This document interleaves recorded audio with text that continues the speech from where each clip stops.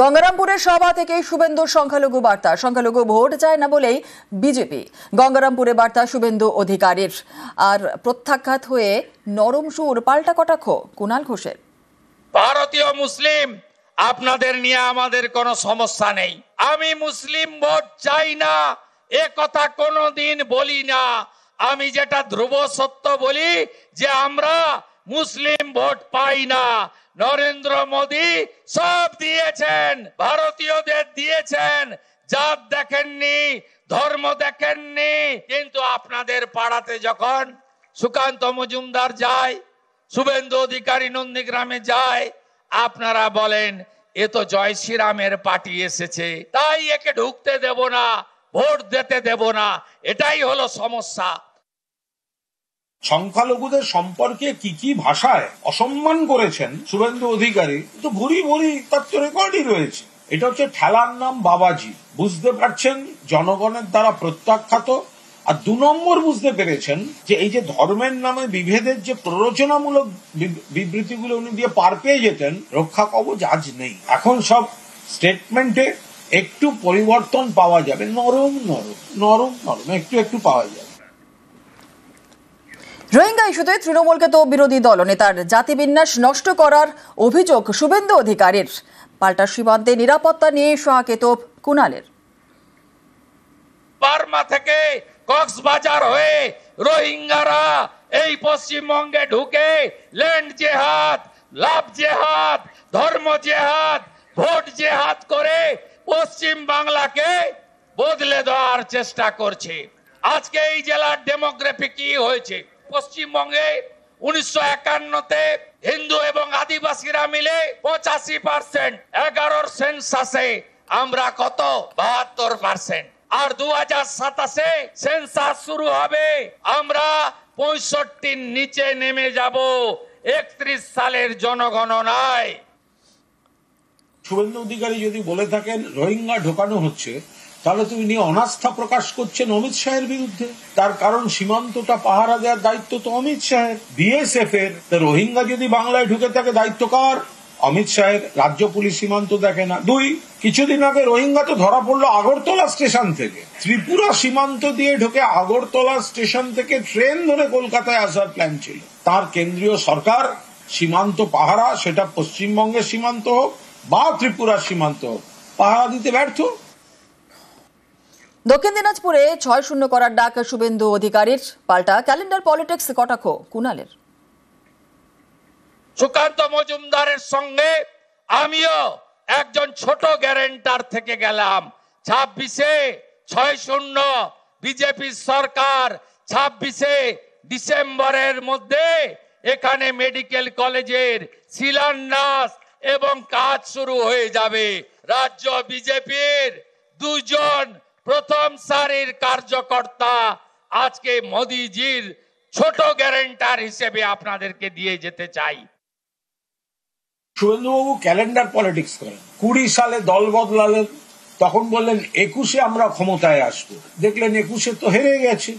তখন বললেন 23 সালে পঞ্চায়েতে দেখবেন সব জেলা পরিষদ নিয়ে নেব, একটা জেলা পরিষদও নিতে পারেননি। 24 সালে আমাদের লোকসভার সিট বাড়বে। 24 সালে দেখা গেল পশ্চিমবঙ্গে লোকসভার সিট বিজেপির কমে গেছে, তৃণমূলের বেড়েছে। জনগণ দ্বারা প্রত্যাখ্যাত, ব্যর্থতা চলছে। কিছু কর্মী সমর্থকের নাকের ডগায় গাজর ঝুলিয়ে রাখার মতো একটা ক্যালেন্ডার পলিটিক্স করেন।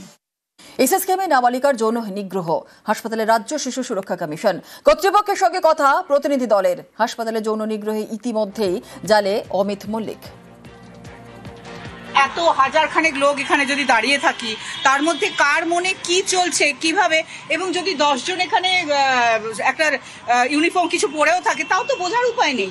একেবারেই কাম্য নয়। সেই জন্যই হাসপাতালে আমরা এসছি এবং পুলিশ রয়েছেন, যারা এখানে সিকিউরিটির দায়িত্বে রয়েছেন তারা রয়েছেন। কিভাবে এখানে সুরক্ষার ব্যবস্থাটা করা হয় সেটাকে পর্যালোচনা করা হচ্ছে, এবং যেখানে যেখানে আমাদের যেরকম ধরনের রেকমেন্ডেশন মনে হবে সেজন্যই তো আশা। আমাদের এমএসভিপির সাথেও আমাদের কথা হয়েছে যে অন্যায়টা হয়েছে সেটা যেন আর রিপিট না হয়, এটাকে আমাদের এনশিওর করতে হবে। কান্দি হাসপাতালে আক্রান্ত নার্স, হাসপাতালে তাণ্ডব রোগীর আত্মীয়দের। কান্দি হাসপাতালে নার্সকে হেনস্থা, মারধর, নার্সরুম এবং মেশিন ভাঙচুরের অভিযোগ। চিকিৎসা শুরুতে দেরির অভিযোগে হাসপাতালে চড়াও, হামলায় আতঙ্কে চিকিৎসক, নার্স কর্মীরা।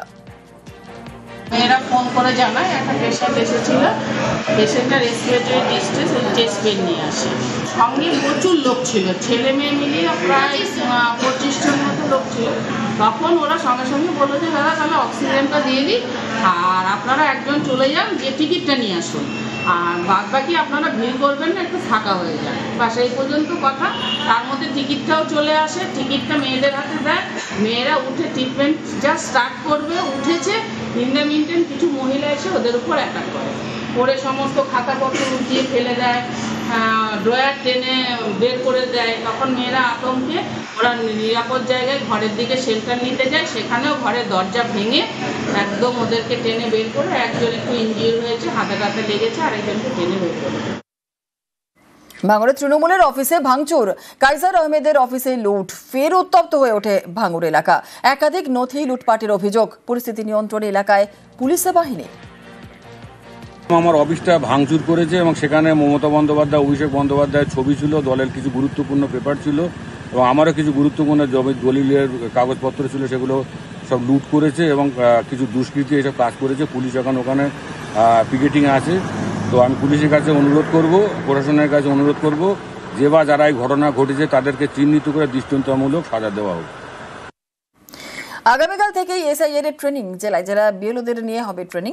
মুখ্য নির্বাচনী আধিকারিকের নির্দেশেই ট্রেনিং, বিএলওদের নিয়ে 2 দিনের বিশেষ প্রশিক্ষণ। ভোটারদের সহায়তা, এবার স্বেচ্ছাসেবক, স্থায়ী সরকারি কর্মীদের নিয়োগ করা হবে। বিএলওদের কাজে সহায়তা, নিয়োগ স্বেচ্ছাসেবকদের।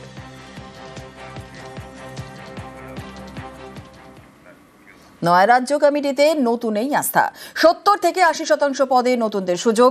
আরএসএস বিজেপি বৈঠকে নতুনদের সুযোগের নির্দেশ। বাদ যাবেন অনেক পরিচিত পুরনো মুখ। নেতা ঘনিষ্ঠ হলেই কমিটিতে জায়গা নয়, যোগ্যতা অনুযায়ী কমিটিতে ঢোকানোর নির্দেশ।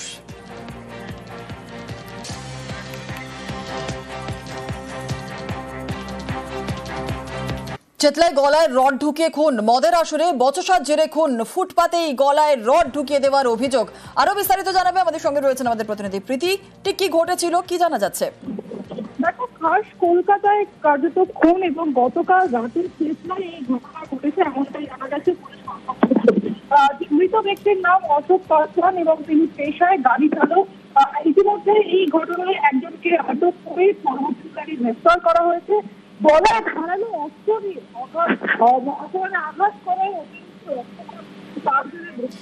এমনটাই জানা যাচ্ছে। ঠিক কি কারণে খুন করা হয়েছে সেই বিষয়ে এখনো তদন্ত করছে পুলিশ। তবে যেটা জানা যাচ্ছে যে মদের আসরে মূলত বাদ্যযন্ত্র শুরু হয় এবং তারপরে এই অশোক পাসওয়ানের গলায় আঘাত করা হয় এবং মৃত্যু হয়। ঠিক।